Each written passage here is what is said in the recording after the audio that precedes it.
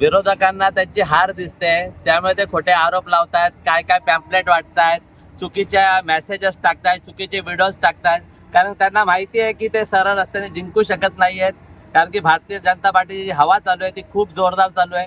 त्यामुळे त्यांना आता भीती वाटायला लागलेली आहे की ते लोक इलेक्शन हारतात की काय. त्याच्यामुळे आता ते खोटे मोठे आरोप करतायत.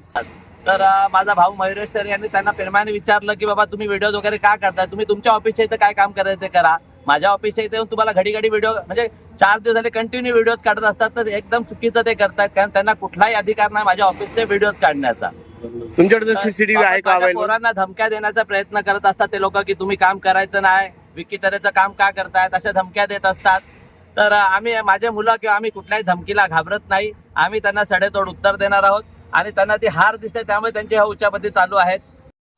जी त्याच्यासोबत मधुर उमेश मात्र याच्यासोबत जी मुलं आहेत ती कुठल्याही कल्याणच्या विभागातली नाही. बाहेरचे सगळे गंजडी पोरं, टपोरी पोरं त्यांनी आणलेले आहेत भांडणं करण्यासाठी, मारामाऱ्या करण्यासाठी.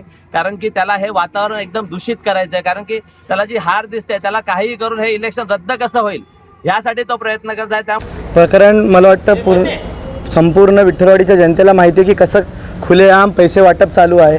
ऑफिसमधून पैसे वाटतायत, कुपन घेऊन पैसे वाटतायत, ऑफिसच्या बाहेर गाड्या पकडून पैसे वाटले जातात. तर तेच आम्ही काय चाललं बघण्यासाठी, शूटिंग करण्यासाठी तिथपर्यंत गेलो. माझे 2-3 पोरं होते, ते तिथे गेले शूटिंग करण्यासाठी. विकी तरेचा भाऊ मयुरेश तरे, तडीपार, आकाश जयस्वाल आणि त्याचे 2-3 गुंड हे तिकडे आले आणि डायरेक्ट त्यांनी आमच्या त्या शूटिंग करणाऱ्या पोरांवर हल्ला केला.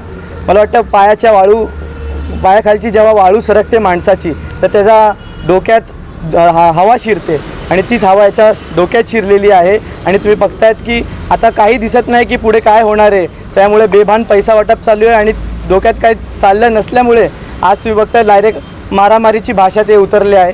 त्याच्यानी कळतं आहे की खडेगोलेच्या जनतेने त्या माणसाला आधीच नाकारलं आहे आणि आता त्याचं भान सुटलेलं आहे. मीच येणाऱ्या 16 तारखेला जनता जी आहे याला उत्तर देणार आहे.